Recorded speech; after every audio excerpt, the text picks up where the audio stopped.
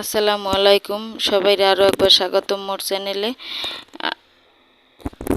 আজকে আমি দেখামো যে গরিবের পিৎজা রেসিপি। লন কাটতে কি হয়েছে পরে দেখবেন না, আগে লন মূল রেসিপিতে যাই। মূল রেসিপিতে এখন আমি দুইটা আলু লইবেন। আমরা আলু দুইটা ছিলেই সুন্দর করে ধুইয়ে এককালে অনেক কুচনি দেখাল কুচি কুচিয়ে পানির মধ্যে হালাইবেন। হেলে আর আলুটা লাল হয়ে যাবে না, বুঝছেন? আলুটা যদি লাল হয়ে যায় হেলে জিনিসটা একটু সুন্দর কম দেখাইবে, মজা একটু কম হইবে, বুঝছেন? এখন সুন্দর করে আলুটারে কুচাই লইবেন।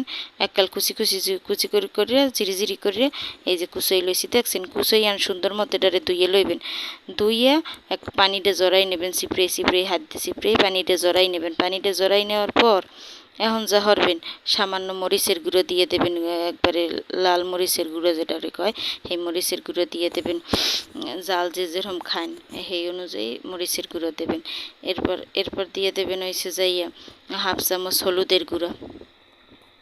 হাফ চামচ হলুদের গুঁড়ো দেওয়ার পর দেবেন হইলে যাইয়া ওয়ান থার্ড কাপ ডাল বেড়া, মুসুর ডাল বেড়া এইটা দিয়ে দেবেন। ভিজিয়ে বাটিয়ে লইবেন আর কি, বুঝছেন? বাটিয়ে লইন বা ব্যালেন্ডারে ব্যালেন্ড করে লইন, যে এই করেন ওই করে লইবেন। এরপর ওয়ান থার্ড কাপ পেঁয়াজ কুচানো পেঁয়াজ। এরপর দেবেন হইলে যে কাঁচামরিচ, 4-5টা কাঁচামরিচ কুচাইয়া এর মধ্যে দিয়ে দেবেন। এই যে দেখছেন কাঁচামরিচ দিয়ে দেবেন। কাঁচামরিচ দিয়ে দেওয়ার পর এরপর দেবেন হয়েছে যে নুন দেবেন হয়েছে হাফ চামচ নুন দেওয়ার পর এইবার এরপর এই যে হাফ চামচ নুন দেবেন। এটা আসলে খাইতে খুবই মজা হয়। এখন আটা দিয়ে দিম হইলে 1/3 কাপ আটা দিয়ে দেবেন। এটা হচ্ছে যে প্যাকেটের আটাও দিতে পারেন, খোলা আটাও দিতে পারেন, সমস্যা নাই। যার করে যেটা থাকে সেইটা দেবেন, আর ভালো লাগলে ময়দাও দিতে পারেন, সমস্যা নাই। এটা হইলে যেহেতু গরিবের পিৎজা এর জন্য অল্প উপকরণে দেখাইতেছি। কারণ হচ্ছে যাইয়া যে অবস্থা বাজার দরের দাম, বাইরে কিছু যাই খাওয়ার মতো লাইন নেই। এই ভালো মতো একাল মাখিয়ে ঝুঁকি লইবেন। এই মাখিয়ে ঝুঁকি লওয়ার পর এখন দিয়ে দিম এর মধ্যে আন্ডাটারে একাল সুন্দর হয়ে এর মধ্যে মিলিয়ে ঝিলিয়ে মাখিয়ে ঝুঁকি লম, বুঝছেন?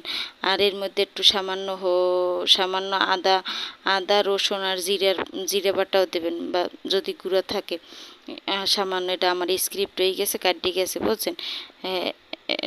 এখন এইটারে মাখানো হয়ে গেছে। এখন দিয়ে দিব যে প্যানে তেল দিয়ে দিম 2 টেবিল চামচ। যেহেতু গরিবের পিৎজা বেশি কিছু খরচ করা যাইবে না, বুঝছেন?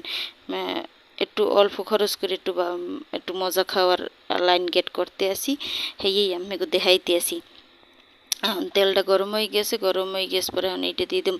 আমরা ইচ্ছলে এরকম গোল হরিয়াও বানাইতে পারেন, আবার ইচ্ছলে পেঁয়াজের মতো বেশি তেলে একটু বাজতে পারেন। যেহেতু কইছি গরিবের খাওন এর জন্য তো এটারে হইলে যে কম তেলে বাজি, বুঝছেন?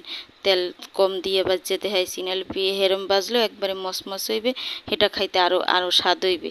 এখন এর জন্য দিয়ে দিলাম এটারে গোল হয়ে একালে এই যেরকম প্যানের শেপ আছে এরকম শেপে একালে এই আকৃতির গোল করে দিয়ে দেবেন, দিয়ে ডাকনা দিয়ে দেবেন।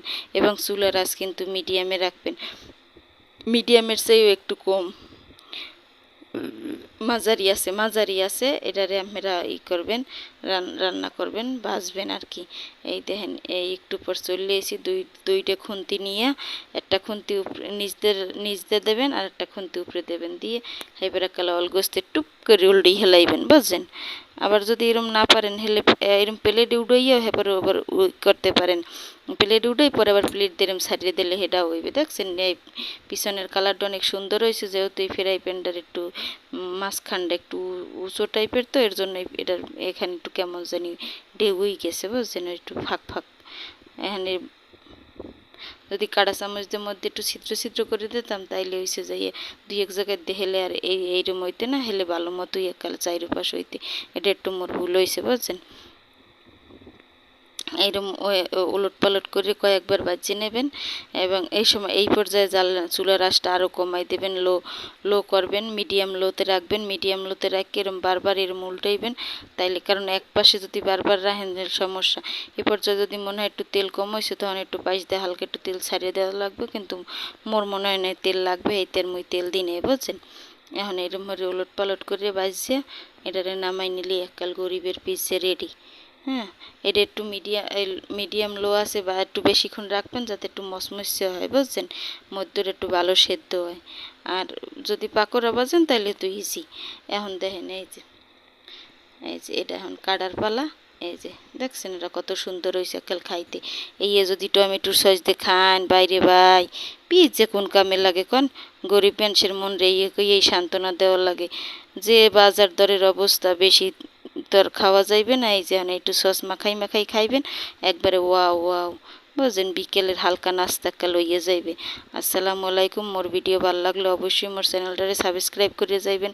আশা করি যারা দেখবেন অবশ্যই সাবস্ক্রাইব করবেন, লাইক করবেন, কমেন্ট করবেন, শেয়ার করবেন। আজকে আর না, আল্লাহ হাফেজ, আসসালামু আলাইকুম, সবাইকে ধন্যবাদ।